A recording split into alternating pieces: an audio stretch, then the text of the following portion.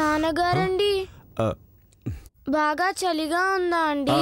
లేదమ్మా, నీకు చలిగా ఉందా? లేదండి. ఎందుకు వచ్చావైనా? లోపలికి వెళ్ళు, వెళ్ళి పడుకో. వెళ్ళమ్మా, వెళ్ళు. మీరు బయట బాధపడుతుంటే నేను లోపల ఎలా పడుకుంటానండి? వెళ్తే ఇద్దరం కలిసి లోపలికి వెళ్దామండి, లేదంటే ఇద్దరం బయటే ఉందామండి.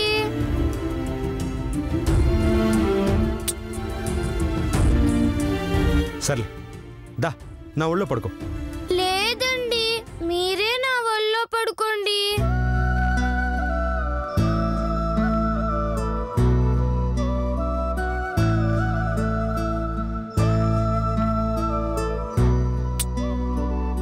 పిచ్చి తల్లి, ఒక అమ్మ ప్రేమ నాకు సరిపోదని నీ రూపంలో రెండో తల్లిని కూడా ఇచ్చాడమ్మా నాకు ఆ దేవుడు.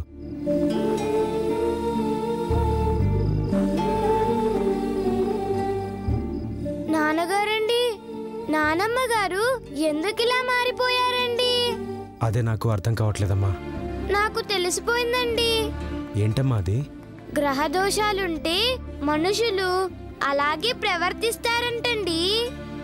రేపు మనం నవగ్రహాల గుడికి వెళ్ళి నానమ్మ గారి పేరు మీద శాంతి చేద్దామండి. అప్పుడు నానమ్మ గారు తప్పకుండా మారతారండి. ఏ దోషమో నాకు తెలియదు, కానీ నన్ను ప్రాణం కంటే ఎక్కువగా ప్రేమించే మా అమ్మ ఈరోజు నన్ను మెడపట్టుకుని బయటికి గెంటేసే పరిస్థితి వచ్చింది. అయినా నేను మా అమ్మని ఎప్పుడూ ఇలా చూడలేదు.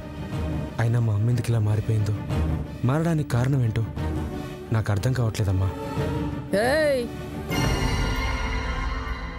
ఏందే గీత, చల్లో వణుకుతున్నావు? లోపల హాయిగా పండుకోవచ్చు కదనే. మా అయ్య అని ఈయన కోసం వచ్చినావు. చూడు ఎట్లనుకుతున్నావో. మా నాన్నగారు నా పక్కనుంటే ఈ చలిగిలి నన్నేం చేయలేవండి. చా, నీ అయ్యగాడేమన్నా భోగిమంట బొగ్గులు పొయ్యా వేడివేడిగా ఉండ నీకే. నా మాటిని లోపలికి పో. నేను వెళ్ళనండి. ఇగో నువ్వు వెళ్ళినవనుకో, తర్వాత మీ అయ్యను కూడా లోపలికి పంపిస్తా. నిజమా అండి? నాన్నగారిని కూడా పంపిస్తారా అండి? పంపిస్తా పో. థ్యాంక్స్ అండి. నాన్నగారండి, మీకోసం నేను లోపలికి వెళ్తున్నానండి. సరేనమ్మా.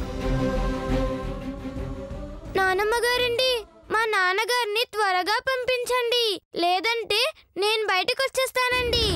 సోది ఎందుకు చెప్తున్నావే? పొమ్మన్నాను కదా. సరే.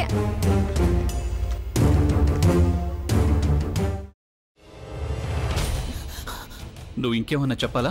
ఇంకేమన్నా అబద్ధం చెప్పాలనుకుంటే చెప్పేయి. నేను చూడాలనుకుంటున్నాను నన్ను మోసం చేయడానికి నువ్వు ఎంత నీచానికి దిగజారగలవు అని. ఎందుకు ఆలియా, ఎందుకు నువ్వు ఇలా చేసావు?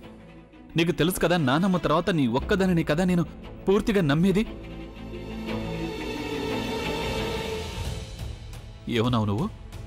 ఈ మధ్య అన్నిటినీ మర్చిపోతున్నావా? అది చాలు. వాటిలో ఉన్న శక్తి విషయాన్ని గ్రహించి మనకు వివరిస్తాయి.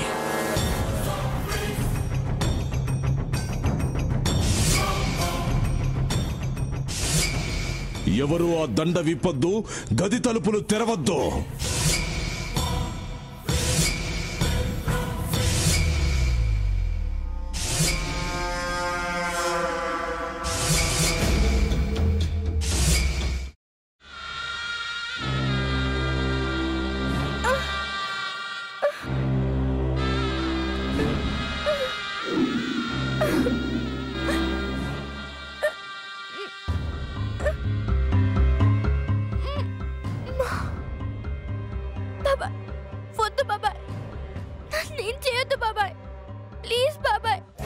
నీకు నిజం తెలిసినప్పుడే నా ఆలోచనలో నువ్వు చచ్చిపోయావు.